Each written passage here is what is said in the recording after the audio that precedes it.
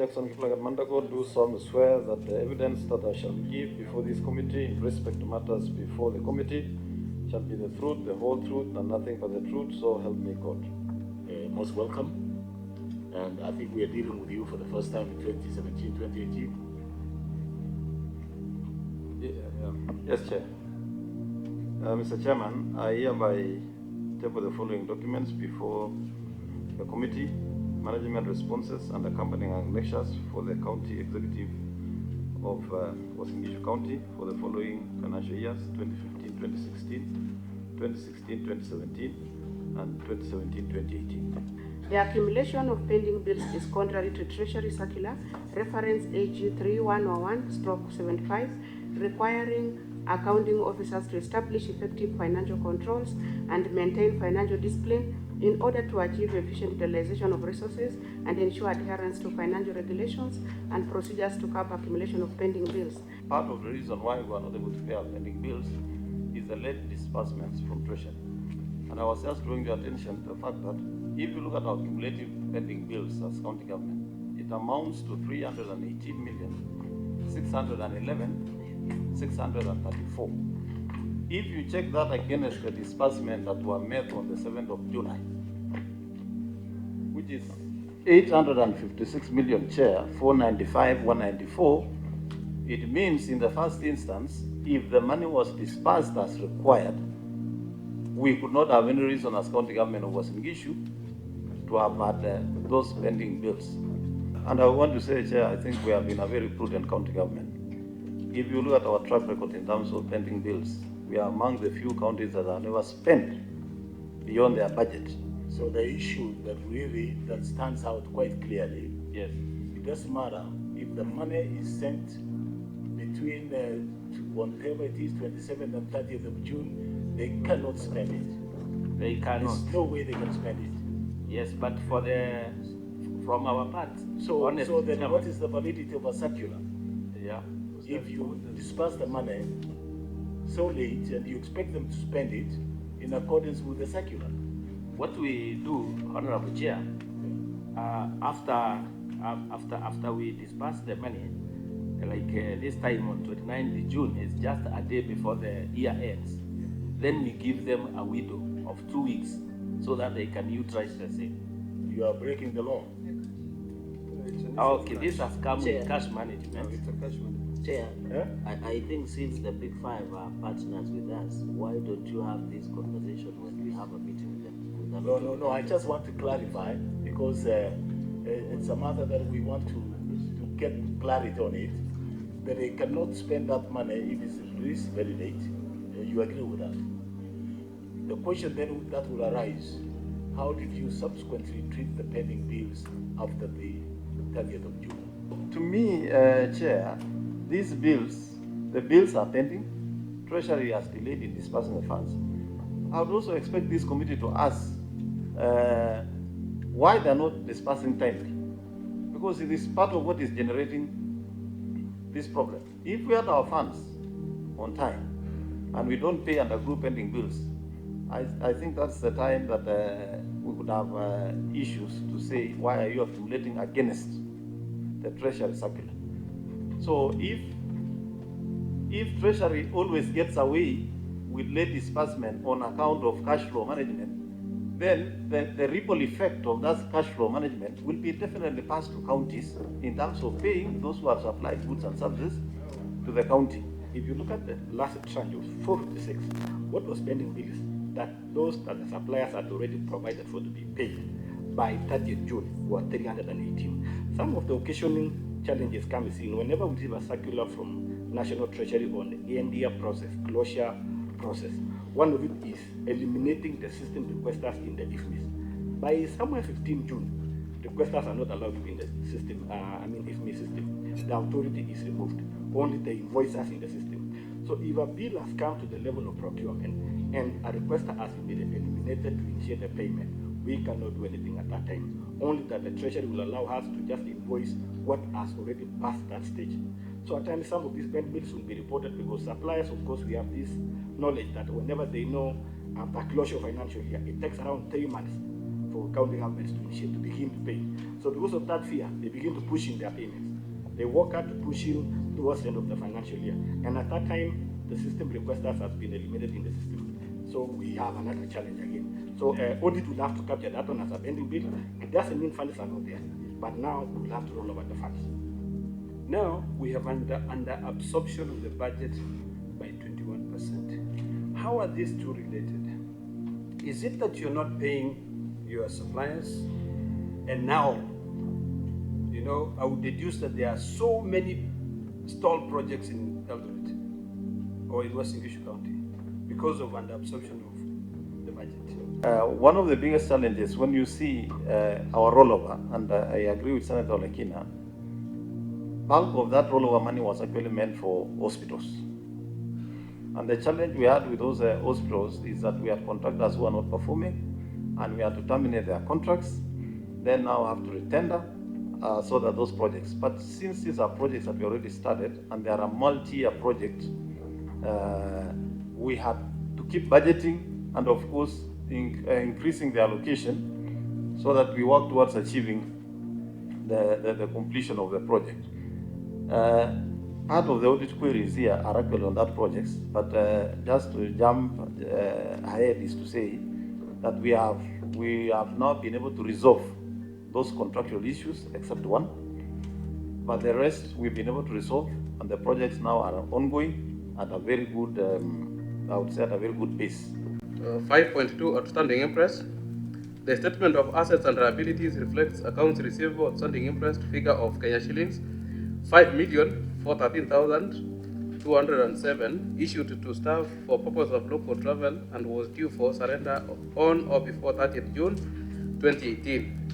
Information available indicates that an amount of Kenya shillings 2,627,648 was surrendered between August and October 2018. At the time of audit in November 2018, the balance of Kenya shillings 2,785,459 had not been surrendered, contrary to Regulation 935 of the Public Finance Management County Regulations 2015, which requires the holder of a temporary interest to account for or surrender the interest within 7 working days after returning to the duty station.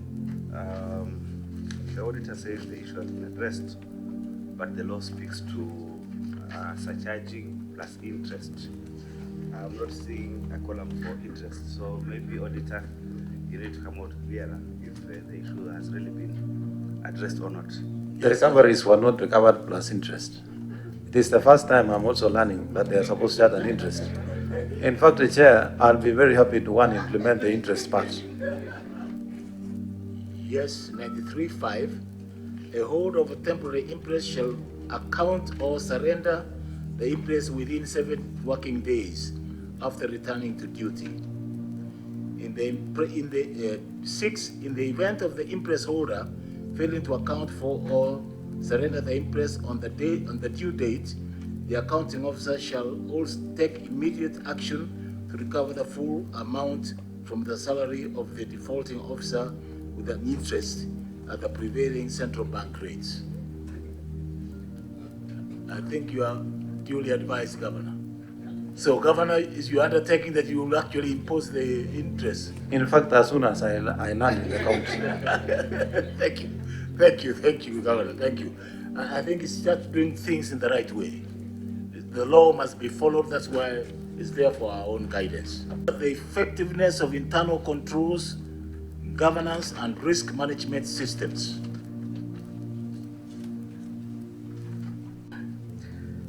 So the county owned generated revenue amount of Kenya shillings 801,540,123 also includes house rent amounting to Kenya shillings 31,060,822 for the year ended 30th June 2018. As reported in the previous year, the county government has 1,359 rental houses and 2,946 kiosks and toilets, all with expected monthly rent of Kenya shillings 6,173,769 and annual rent of Kenya shillings 74,800,000 85,228. However, only Kenya shillings 31,060,822 was realized to leave Kenya shillings 24,406 uncollected. In addition, the updated register of housing contracts for public toilets were not availed for audit review.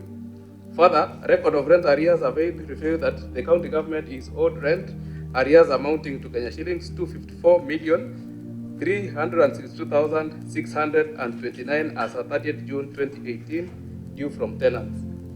The reason why we have experienced a lot of default in terms of rent arrears is you realize that these former municipal council houses had actually almost become a family enterprise, in the sense that those who occupy those houses the very first, when they leave to their children retire, they leave to their great-grandchildren, and the contract is in the original person who was awarded. Now, we've made an attempt as county government now, in the process of trying to claim the arrears, to kick out these tenants who are not paying, so that we can pursue them in terms of rent arrears, and we now get the opportunity to rent out their houses. But the challenge that we have had now is that it has become a subject of a court matter, and that is why we have a challenge. The rest are houses that were within learning institutions. When the function was transferred to national government, we've now been asked to surrender that function. Again, we picked it when it had rent arrears, and that is why we are experiencing that challenge, Madam Chair. So then this issue remains outstanding because there's nothing we can do until the court pronounces itself. We treat it as such, and when they do pronounce themselves, then we'll know how the county government will be able to treat this matter. And I'm asking, is it real arrears, or this is what was not paid because of the court case? These arrears, Chair, are arrears that had already accrued even before the county governments came into place. So it's part of the debts that we are supposed to recover that we inherited. What we decided to do is to ask everybody to come and renew their lease agreements afresh. And we therefore asked the original person who had the lease to come. Now you realize most of them are not there.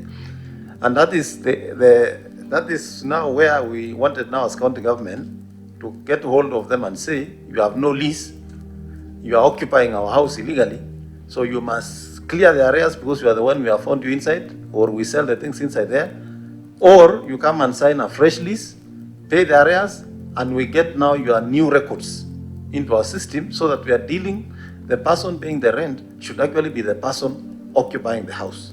I think that's a very innovative way of doing things. When you can't find it on the side of the road, go the other side.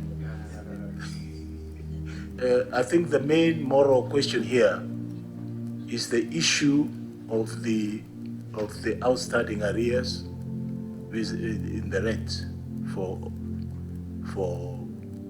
houses that are occupied by various people, and I'm glad that you are taking a very progressive approach. And there's no way you cannot short-circuit that approach. So we encourage you to move in that direction and let us know what is the final outcome. Now on lack of an independent internal audit function. Lack of an independent internal audit function. The Uasin Gishu County Executive has established an internal audit unit. However, the internal audit function reports both administratively and functionally to the Chief Officer, Finance, instead of an audit committee, contrary to Regulation 155.1 of the Public Finance Management County Government Regulations 2015, which states that the head of internal audit unit in a county government entity shall enjoy operational independence through the reporting structure by reporting administratively to the accounting officer and functionally to the audit committee. Further, the internal audit function operated without an approved internal audit charter detailing the scope, responsibilities, and purpose of internal audit function. Between 2013 mid when we came in and 2017, there were a lot of organs and a lot of reorganization to be done for establishing some of these functions. In the process, we were part of what we were not able to put in place then was the audit committee. But I want to report here, Chair, that we have a very vibrant and independent audit committee now that's worked. And I think from the executive perspective, we have now appreciated the role of the audit committee, because as soon as the audit committee came in, our books also have improved in terms of audit. And I think Auditor General can agree with me that even our responses have improved. So, Chair, it is true that we didn't have, but we now have it in place. The internal audit function operated without an approved internal audit charter. Governor, as we talk, have the Auditor General look at your internal audit charter, and can you provide the same to the committee, so that when the chair and all of us retreat to write our report, we can say this issue of internal audit charter, so that it shows also it is important, it is like a mirror. Chair, I want to report to this committee that we have an audit committee in place. It is independent in its own operation. We've made provisions, budgetary provisions for them, for their operations. Secondly, Chair, we now have an internal audit charter in place, and we have also attached as one of our annexes. So in short, Governor, you are complying with Article 156 of the Public Audit Act, that the county head of internal audit services shall be an office in the county treasury. They have an established office, they have their budget provisions, they are running their programs independently. Is that a confirmation you want to give this committee? Yes, Chair. Governor, the only thing I want to clear for our own comfort is you said you have challenges and they are part-time. The Act does not provide for part-time. It provides for full independence of internal auditor. What did you use? Chair, if you look at the requirements of the audit committee, is their meetings are supposed to be quarterly, and therefore they meet 4 times in a year. For county government, considering some of the historical things that we have and they need to be addressed, and you can see we are carrying over some audit queries, and some things are as far as when we are the municipality. We need some a little bit of people who can concentrate so that we can put some matters to rest. For example, Chair, even my books I'll continue reporting rent arrears of 253 million. You know, for how long shall I be imagining that there is some 253 million that are going to come, when realistically and practically speaking, I don't see any light at the end of the tunnel. Now, when auditors meet quarterly, what they do, they address what is in the immediate and what is current. Now, if this audit committee is to help us strengthen our functions and systems, we needed them to not just, because of shortage of time, to just look at what is currently happening, but also help us resolve other things and improve our systems going forward. That is a challenge I have with it myself, because even when I have matters, like when my internal audits have raised some issues and so forth, and I want the audit committee, because they are independent, to look at it and give an advisory. I will talk to the chairman, but the chair says, you know, our meetings are only quarterly. It's only 4 times in a year. We have already met for this quarter. So your matter, we shall address it. That is another 4 months, and I have a matter at hand. That is a challenge I was just trying to raise, Madam Chair. I've seen the charter. At the end of this, the Internal Audit Department charter. I've also cited the minutes of second audit committee meeting held on 29th of October 2018 in that year. Chair, since you will organize for the Big Five, we need to look at either legislative or policy intervention to ensure that the independent audit committee are able to function, not as quarterly, but at least so that some of these issues can be resolved. So I think, Chair, we can instruct a direct. Yeah. That's a fair point. ESCC liaison officer, have you done risk assessment, corruption risk assessment? Thank you, Chair. For Uasin we have not done. It's still among the counties that have not been done. But what I can say from the many counties that we have done, there is a generic observation on internal audit committees. It's a big problem. In fact, this is the first county I've heard it is operational. Most of the counties, they just implement, they comply by recruiting. But these internal audit committees, they are not really operational, they are not effective. Something needs to be done from the policy point of view if we want the internal audit committees to work effectively. I want to thank the governor because in our region, Wasingishu has one of the best maintained roads, the maintained roads, and I want to thank the governor. He's among the standard in our region. The issue of health, I've seen significant. And Chair, I did not visit, I did not pass see where health facilities are coming up. I was just passing there because I have friends there, and I'm happy. It is a huge, serious project, and if it comes to full fruition, it will change. And I'm happy the governor has concentrated on the issue of health infrastructure. On issue of World Bank projects, I know we didn't have. I think Wasingishu is one of the best rated, and I'm happy they are going to get additional funding. And therefore, I hope, Chair, when we'll visit Wasingishu, we'll be able to look at World Bank infrastructure projects. They are wonderfully done. At least we want to use Wasingishu as an example of what devolution can do. We would want to see best of all. So and Governor is my personal friend, and I have a lot of interest in Wasingishu. Thank you, Chair. Thank you, Governor, for coming, because this is one of the ways in which we perform our oversight role for the funds which we allocate as Senate. And when you come, we are able to interact and address these issues, because questions raised by auditors, when they come to this committee, then we have to see how we can mitigate, and we can only do it in this kind of an interaction. That is why we didn't go for the online meetings, because we cannot have this kind of talks when you are doing it online. And thank you for coming. Of course, there are issues which, like the issue of budget absorption.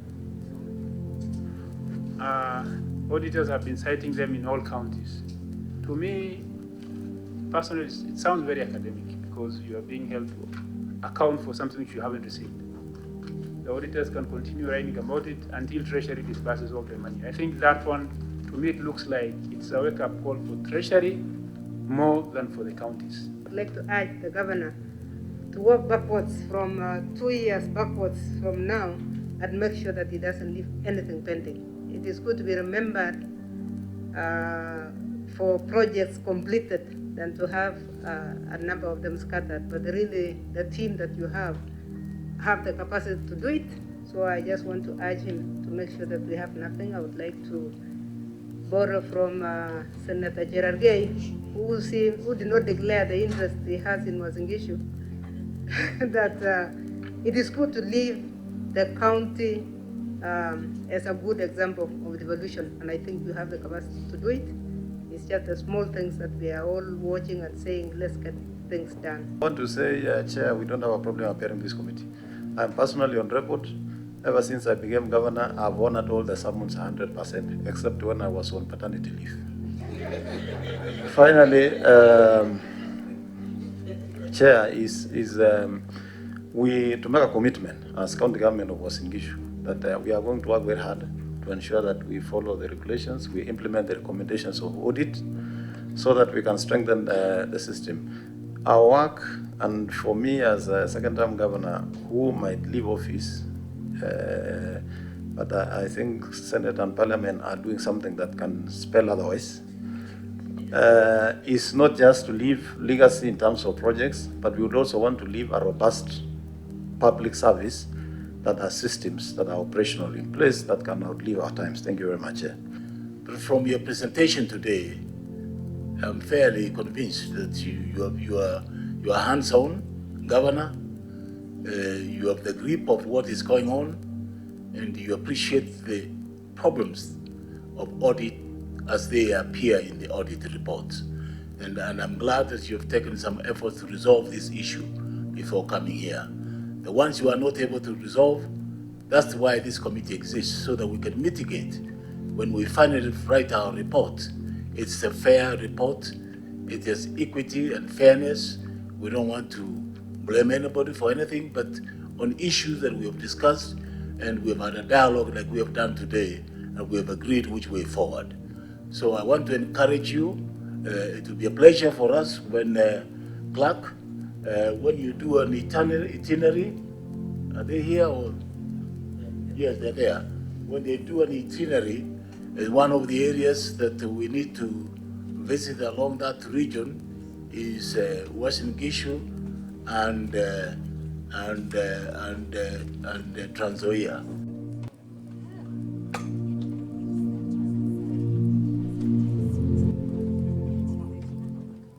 First and foremost, let me say today, as the county executive of the county government of Western Gishu, we are appearing before the Senate Public Accounts Committee to present our reports and respond to Auditor General queries for financial year 2017-18, which we've gone through with the committee. The committee has made its recommendation and findings. There are things we've been asked to further respond, but we would like to state as county government of Western Gishu that we are ready to submit all the information required by Senate because we believe in accountability as county government. As much as we accepted the responsibility of administering public finances, then on an equal measure, we are ready to account for the same.